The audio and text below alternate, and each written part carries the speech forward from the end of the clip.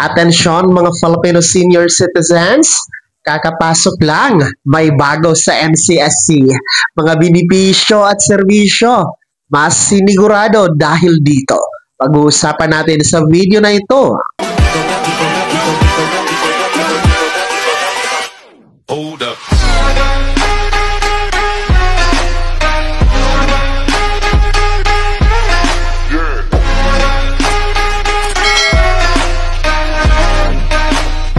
Hello mga ka-vlogs! Welcome dito sa aking YouTube channel. Magandang araw po sa lahat ng mga manonood. Saan po kayong dako sa mundo? Kumusta mga ka-vlogs?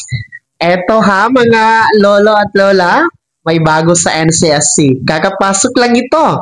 Ako po, serbisyo at benepisyo, mas siniguro dahil dito. Mamaya-maya, pag-uusapan natin yan. Pero bago ang lahat, kung bago ka pa lang dito sa aking YouTube channel, o di kaya hindi ka pa nakasubscribe, i-click nyo muna ang subscribe button na nasa baba. Huwag niyong kalimutan na pindutin ang notification bell. Ilagay niyo po sa all para naman updated ka sa lahat ng mga videos na aking i-upload. Eto na nga po, no, kakapasok lang ito, mga senior citizens.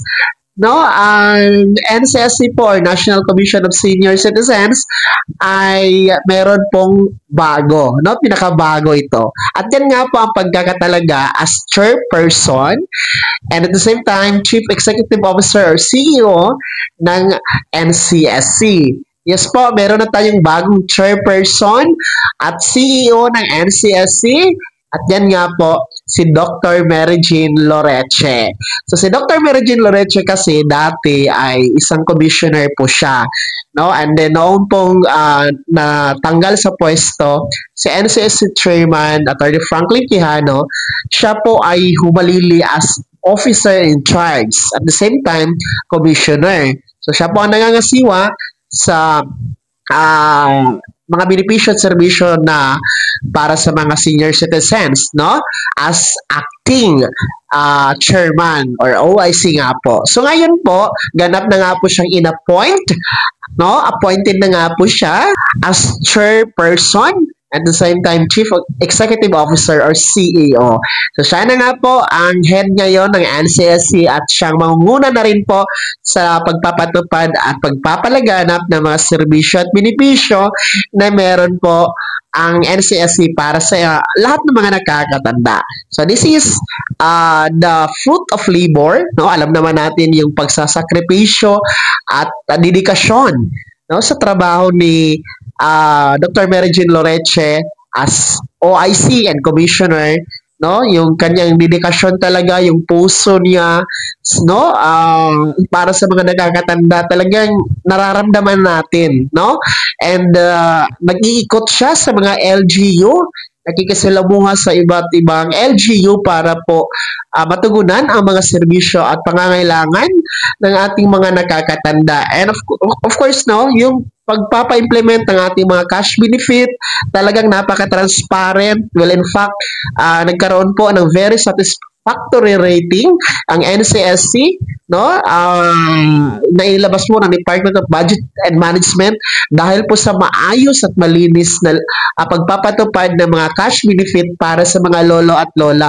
So talagang ramdam na ramdam natin yung kanyang dedikasyon sa trabaho. And every time niya, napapanood ko siya sa mga interviews niya, no, talagang yung puso niya, no, umaapaw talaga na gusto niya magserbisyo para sa inyong mga nakakatanda.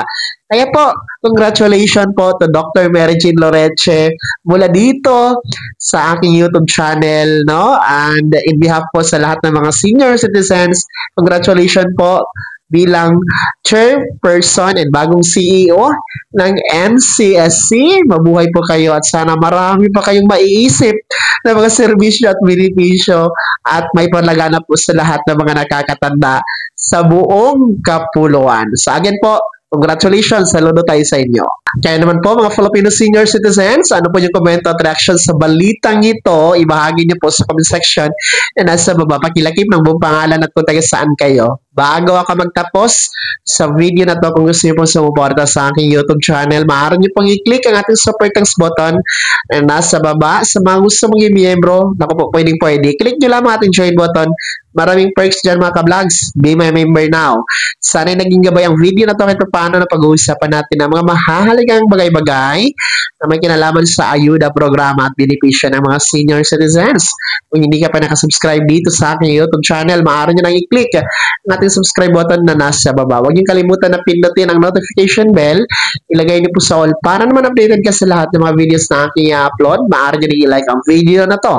At kung meron ka pa mga katanungan, maaari nyo yung komento sa comment section na nasa baba. Paki-follow na din po ang aking official Facebook page na nasa screen nyo. Muli po, ako si Daniel Timpawan na nagsasabing dito sa aking YouTube channel, Pawang Katotohanan at lahat totoo lamang.